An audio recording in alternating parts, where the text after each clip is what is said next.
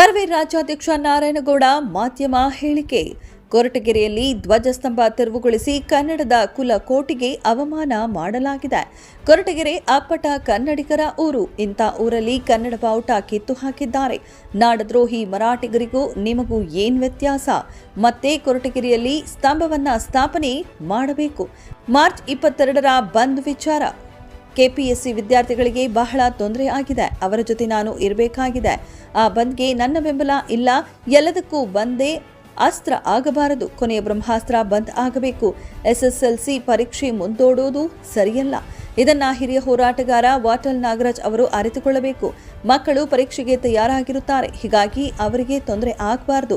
ಬಂದ್ ಬೇಕಾದ್ರೆ ಯಾವಾಗ ಬೇಕಾದರೂ ಮಾಡಬಹುದು. ಆದರೆ ಪರೀಕ್ಷೆ ನಿಲ್ಲಿಸಿ ವಿದ್ಯಾರ್ಥಿಗಳಿಗೆ ತೊಂದರೆ ಆಗಬಾರದು. ಕೊರಟಗೆರೆಯಲ್ಲಿ ಕರವೇ ರಾಜ್ಯಾಧ್ಯಕ್ಷ ನಾರಾಯಣಗೌಡ ಹೇಳಿಕೆ.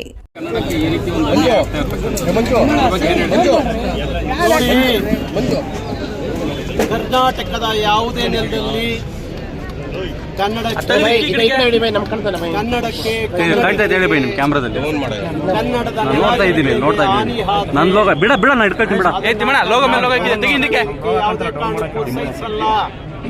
ಸಹಿಸಲ್ಲ.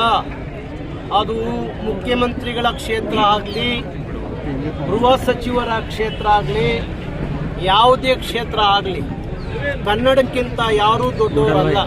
ಈ ನೆಲದ ಭಾಷೆ ದೊಡ್ಡದನ್ನು ಅರಿವು ನಮ್ಮ ನೆಲದ ರಾಜಕಾರಣಿಗಳಿಗೆ ಇರಬೇಕು. ಕನ್ನಡದ ಭಾಷೆಗೆ ಅವಮಾನ ಆದ್ರೆ ಅದು ಕನ್ನಡಿಗರಿಗೆ ಆದಂತ ಅವಮಾನ. ಕನ್ನಡದ ಬಾವುಟಕ್ಕೆ ಅವಮಾನ ಆದ್ರೆ ಅದು ಇಡೀ ಕನ್ನಡದ ಕುಲಕೋಟಿಗೆ ಆದಂತ ಅವಮಾನ ಅನ್ನೋದನ್ನ ಎಲ್ಲ ರಾಜಕಾರಣಿಗಳು ಅರ್ಥ ಮಾಡ್ಕೋಬೇಕಾಗತ್ತೆ.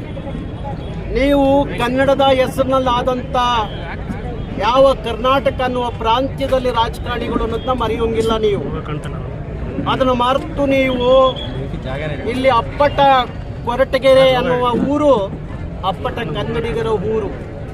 ಇದಕ್ಕೊಂದು ಇತಿಹಾಸ ಇದೆ. ಕೆಂಪೇಗೌಡರ ಆಳ್ವಿಕೆಯ ಇತಿಹಾಸ ಇದೆ. ಅಂತ ಊರಿನಲ್ಲಿ ಕನ್ನಡಕ್ಕೆ ಕೂತು, ಕನ್ನಡದ ಬಾವುಟಕ್ಕೆ ಕೂತು ರಾತ್ರಿ ಮಾತಾಡಲಿ. ತಮಿಳರು, ತೆಲುಗರು, ಮಲಯಾಳಿಗಳು, ಮಾರ್ವಾಡಿಗಳು, ಸಿಂಧಿಗಳು, ಗುಜರಾತಿಗಳು ಯಾರೋ ನಾಡದ್ರೋಹಿಗಳಾಗಿದ್ರೆ ನನ್ನ ಮಾತು ಇನ್ನೊಂದಷ್ಟು ಮಾತಾಡಬಹುದಾಯಿತು. ಇಲ್ಲಿ ಯಾರ ವಿರುದ್ಧ ಮಾತಾಡಬೇಕು ಅನ್ನೋದು ನನ್ನ ಪ್ರಶ್ನೆ ಆಗಿದೆ. ಕನ್ನಡಿಗರೇ ಕನ್ನಡದ ಧ್ವಜಸ್ತಂಭವನ್ನು ಕಿತ್ತು ಹಾಕೋದು, ಕನ್ನಡದ ಬಾವುಟವನ್ನು ಕಿತ್ತು ಹಾಕೋದು, ರಾತ್ರೋರಾತ್ರಿ ಒಳ್ಳೆ ಯಾವ ಭಯೋತ್ಪಾದಕನ ಬಂಧಿಸೋತಾರ ಅವನು ಬಂಧಿಸಿ ಕರ್ಕೊಂಡೋಗಿ ತಾಲೂಕು ಅಧ್ಯಕ್ಷರನ್ನ ಅಲ್ಲೆಲ್ಲೋ ಇಟ್ಕೊಂಡು ಧ್ವಜಸ್ತಂಭ ಹಾನಿ ಮಾಡ್ತೀರಿ ಅಂದ್ರೆ ಏನ್ ಹೇಳ್ಬೇಕಪ್ಪ? ಇದಕ್ಕೆ ಏನ್ ಹೇಳ್ಬೇಕು? ಅಲ್ವಾ? ಏನಂತ ವರ್ಣಿಸ್ಬೇಕು? ಇದನ್ನ ಏನಂತ ಕರಿಬೇಕು? ತಾವು ಅರ್ಥ ಮಾಡ್ಕೊಳ್ಳಿ.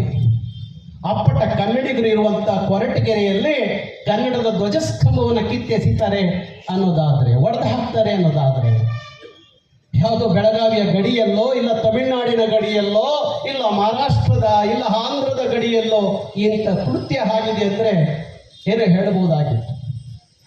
ತುಮಕೂರು ಜಿಲ್ಲೆಯ ಕೊರಟಗೆರೆಯ ಅಪ್ಪಟ ಕನ್ನಡಿಗರಿರುವಂತ ಈ ಜಾಗದಲ್ಲಿ ಕನ್ನಡ ಬಾವುಟಕ್ಕೆ ಕುತ್ತು ಬಂದ್ರೆ ಕೊರಟಗೆರೆ ಎಲ್ಲ ಕನ್ನಡಿಗರಿಗೆ ಮಾಡಿದಂತ ಅವಮಾನ, ಕರವಿಗೆ ಮಾಡಿದ ಅವಮಾನ ಅಲ್ಲ. ಇಲ್ಲಿಯ ಕನ್ನಡಿಗರು